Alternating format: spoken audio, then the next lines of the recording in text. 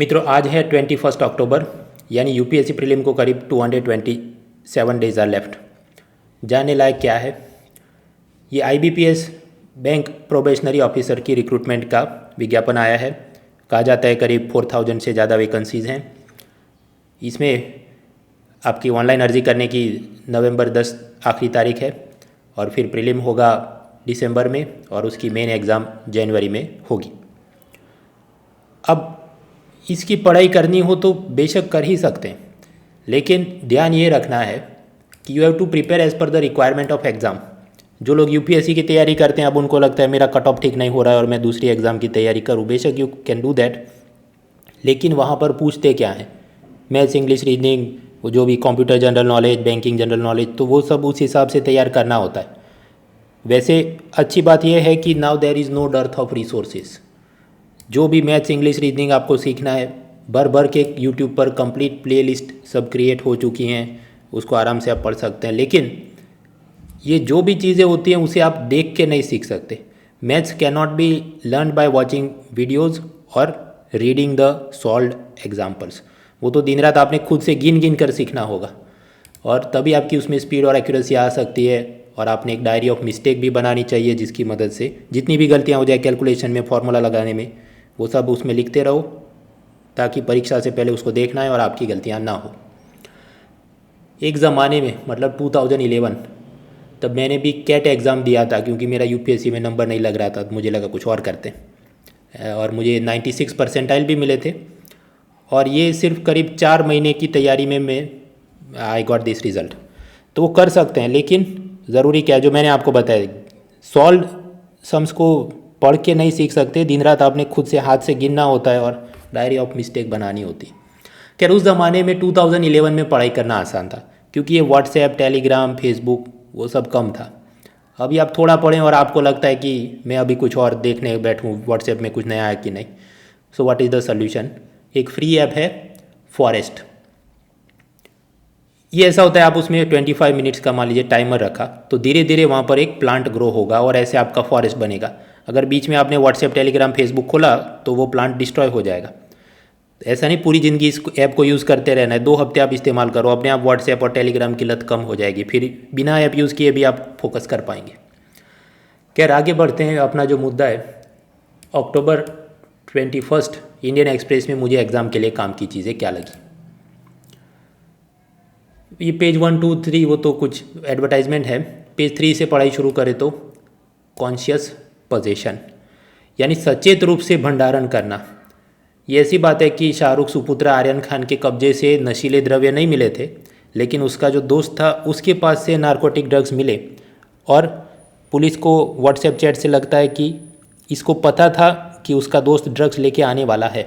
So even if he was not in physical possession, he was in the conscious possession. उसके दिमाग में उसको पता था ये है, इसलिए उसको बेल नहीं दिया गया। सेकंडली, आप जानते हैं ये सब अलग अलग कानून में होता है, इनोसेंट अंटिल प्रूवन गिल्टी, यानी सामान्य रूप से अपराधी ने ये नहीं साबित करना कि वो बेगुनाह है, वो तो पुलिस और सरकारी वकील ने कोर्ट में साबित करना है कि वो आदमी ने गुनाह किया है। So you are presumed to be innocent until proven guilty. बेगुनाही का अनुमान पहले से माना जाएगा, लेकिन देयर इज एक्सेप्शन। ये narcotic drugs and psychotropic substances act, money laundering act, terrorism related कुछ कायदे, उसमें कुछ ऐसे जगह पर कुछ ऐसे प्रावधान है कि burden of proof it is on the accused person, यानी अपराधी ने खुद साबित करना होता है कि वो निर्दोष है या कि उसका अपराध करने का इरादा नहीं था। फॉर एग्जाम्पल, ये शाहरुख सुपुत्र आर्यन खान ऐसा कहे कि पुलिस साबित करे कि मैंने ड्रग्स लिया है कि नहीं लिया है, असल में उसके व्हाट्सएप चैट से ये प्रतीत होता है कि उसको पहले से नशा करने की, नशेड़ियों की सोबत में रहने की आदत थी। तो जहाज़ पर वो पकड़ा गया और उसके पास ड्रग्स नहीं मिले, फिर भी उसने खुद ये साबित करना होगा कि जहाज़ में, पार्टी में नशा करने का उसका कोई इरादा नहीं था। अब आपको लगे कि मृणाल सर आप तो हमेशा बोलते हैं वो सब रॉय एजेंट और एक था टाइगर और जेम्स बॉन्ड नहीं पढ़ना है, तो ये सब क्यों पढ़ा रहे हो आर्यन खान?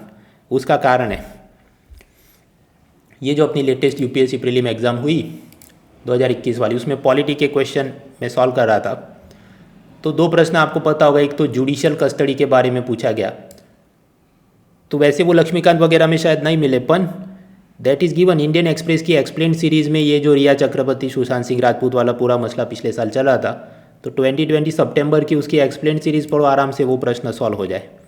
फिर एक और प्रश्न पूछा था, ये प्रिजनर को पैरोल का अधिकार है कि नहीं, और वो स्टेट गवर्नमेंट तय करता है या यूनियन गवर्नमेंट तय करता है, तो वो वाली चीज़ भी इंडियन एक्सप्रेस की एक्सप्लेन सीरीज़ 2019 वाली, उसमें उन्होंने वो, उसी से आप आराम से सॉल्व कर सकते हैं कि ये जैसे वो unlawful activities prevention act UAPA, उसमें व्यक्ति को पैरोल नहीं मिल सकता, तो इस कारण से वो उसका राइट नहीं है वगैरह वगैरह।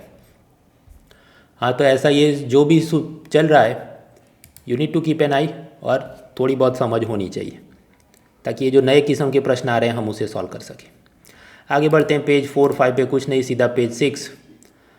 पेज 6 में again case studies for ethics paper 4 an interview. हुआ ये कि वडोदरा म्यूनिसिपल कॉरपोरेशन में ये प्रधानमंत्री आवास योजना का फॉर्म बांटा जा रहा था, और सब गरीब लोग की हमको भी सस्ता वाला मकान चाहिए, तो लंबी लाइन हो गई, भीड़ जमा हो गई, क्राउड कंट्रोल अच्छे से नहीं था, और ये आप देख सकते हैं भगदड़ मची, कई लोग घायल हो गए। अब वैसे वहाँ पर सरकार ने कदम तो उठाए थे कि daily 100 form will be given, token system था, आप टोकन लेके खड़े रहिए, ऐसा नहीं कोई भी लाइन में किधर भी घुस जाए। लेकिन फिर भी ये सब हुआ, बड़ा सा क्राउड आ गया, सोशल डिस्टेंसिंग का भी वायलेशन हुआ, और ये टोकन लेने के चक्कर में भगदड़ मची, लोग घायल हुए। तो प्रश्न ये है, एज म्यूनिसिपल कमिश्नर जो कि IAS ऑफिसर होता है, how will you address this, how will you prevent recurrence of such events in future. अब इसमें लोग गलती क्या करेंगे, एक तो वही, मैं इसका ऐप और वेब पोर्टल बना दूंगा। भाई इसका वेब पोर्टल पहले से बन चुका है, लेकिन हर गरीब आदमी के पास PC या स्मार्टफोन नहीं है कि वो उसमें जाए। दूसरी, कुछ लोग ये कहेंगे I will encourage rental housing system, मैं किराए के मकानों को प्रोत्साहन दूंगा ताकि लोग मकान खरीदने की चाह कम हो जाए। वो बराबर है, पर वो तो लॉन्ग टर्म सोल्यूशन है। लॉन्ग टर्म सोल्यूशन यानी दीर्घ अवधि का उपाय। अभी तुरंत आपकी प्राथमिकता क्या होनी चाहिए कि ये फॉर्म बांटने थे, भीड़ मच गई और भगदड़ हुई, अभी वापस उसको फॉर्म तो फिर भी बांटने ही है। So tomorrow what you will do to prevent the reoccurrence of this, उसके बारे में सोचिए। ऐसे क्राउड कंट्रोल की और भी चीज़ें, एक बार कुछ मुंबई में एल्फिंस्टन ब्रिज में भी भगदड़ मची थी और कई लोग जख्मी हुए थे, मर गए थे।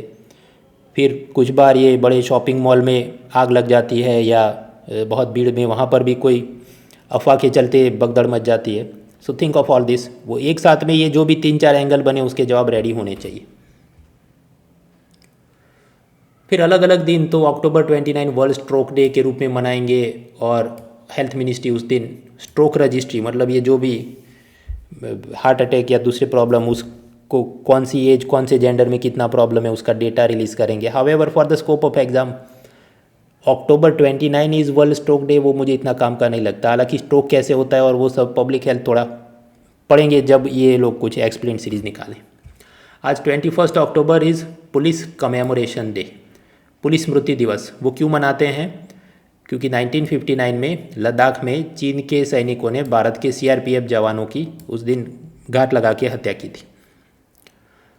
So that was page 7।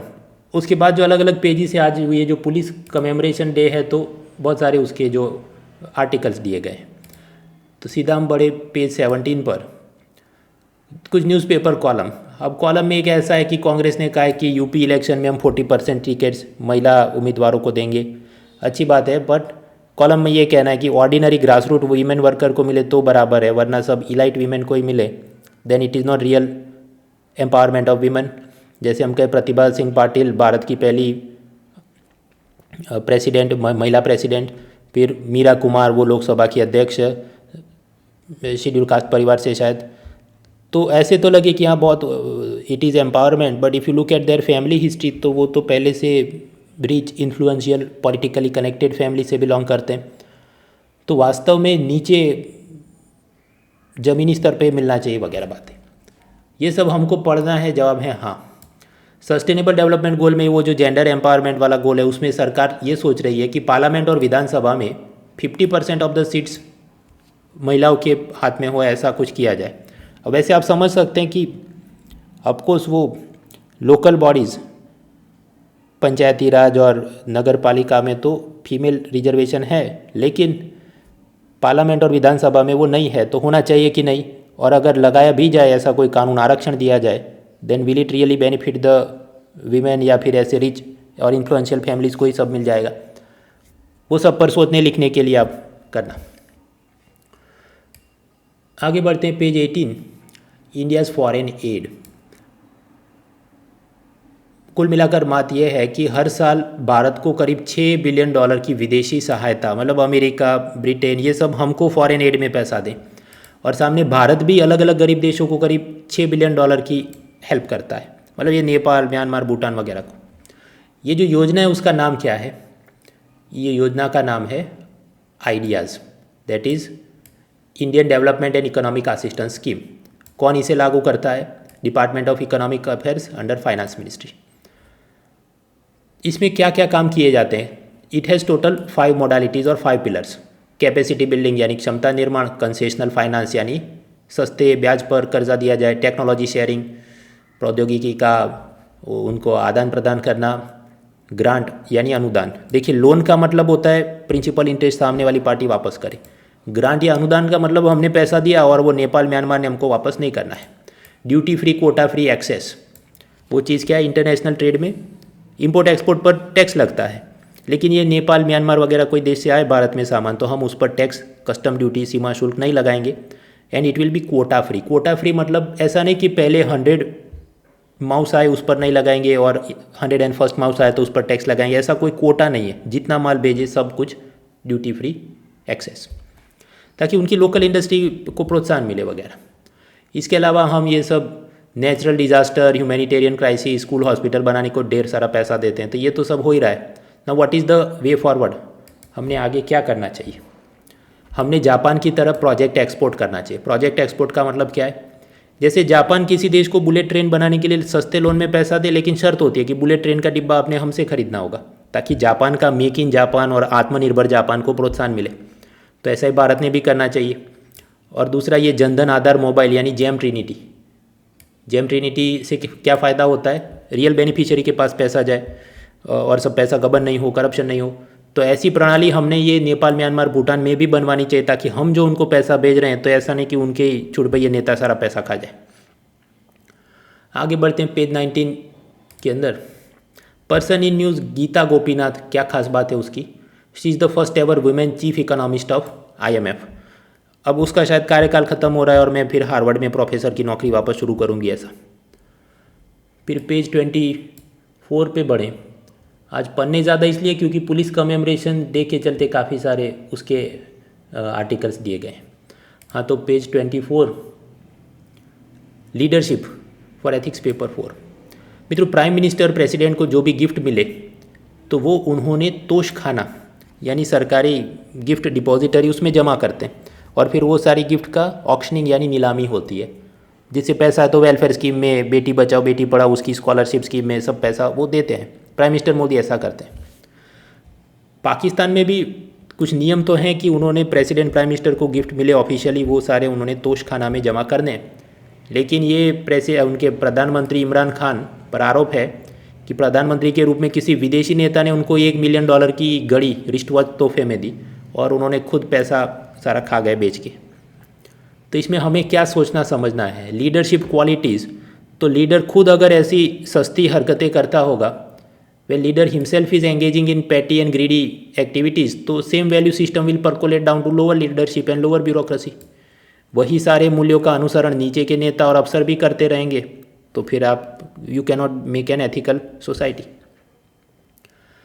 Person in news में यूरोप का ह्यूमन राइट प्राइज़ किसे दिया गया है? रशिया के ऑपोजिशन लीडर वो एलेक्सी को दिया गया है। काफ़ी समय तक ये माना जाता था कि कोलंबस ने अटलांटिक क्रॉस किया और नॉर्थ अमेरिका पहुंचने वाला वो पहला इंसान था, लेकिन वो सब गलत है, क्योंकि वाइकिंग ग्रुप वो उससे भी हज़ारों साल पहले पहुंच गया था वहाँ पर, और कनाडा के न्यूफाउंडलैंड आइलैंड के आसपास उन्होंने अपनी कॉलोनी भी बनाई थी।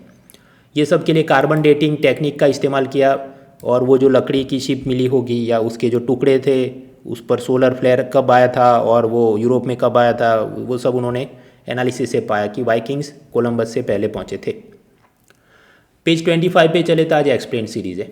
एक एक्सप्लेन सीरीज़ है उत्तर प्रदेश में, ये कुशीनगर, वहाँ पर प्राइम मिनिस्टर मोदी ने नया एयरपोर्ट का उद्घाटन किया और उसकी मदद से बुद्धिस्ट टूरिज़्म सर्किट के सारनाथ, कुशीनगर, वाराणसी, ये सब जगह पर सब लोग जा सके रेलवे एयरपोर्ट कनेक्टिविटी के चलते।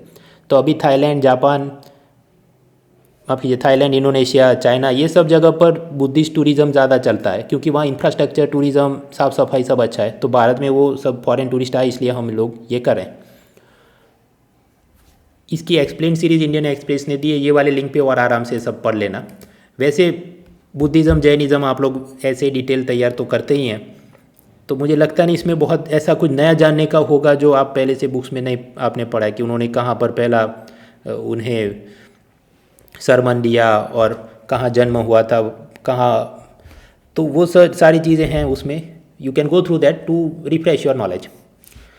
दूसरी एक्सप्लेन सीरीज़ है डेप्यूटी स्पीकर का इलेक्शन। उत्तर प्रदेश में अभी विधानसभा की कार्यकाल ख़त्म होने को थोड़े ही महीने बचे हैं, लेकिन उन्होंने एक आदमी को, एक नेता को डेप्यूटी स्पीकर बनाया जो पहले कुछ समाजवादी पार्टी में था, फिर अभी बीजेपी ज्वाइन किया वगैरह वगैरह। लोकसभा में डेप्यूटी स्पीकर की शायद अभी तक पोस्ट खाली ही है, 2019 से लोकसभा बनी फिर भी खाली ही है। तो इन सब की कंट्रोवर्सी कि what should be the exact time limit जब तक डेप्यूटी स्पीकर को अपॉइंट किया जाए, तो कॉन्स्टिट्यूशन में स्पेसिफिक टाइम लिमिट नहीं दी है वगैरह। हाँ, तो वो भी एक्सप्लेन सीरीज़। वैसे बहुत नया तो कुछ शायद जानने को आपको नहीं मिले, पर दिमाग में रिफ्रेश हो जाए वो चीज़ें।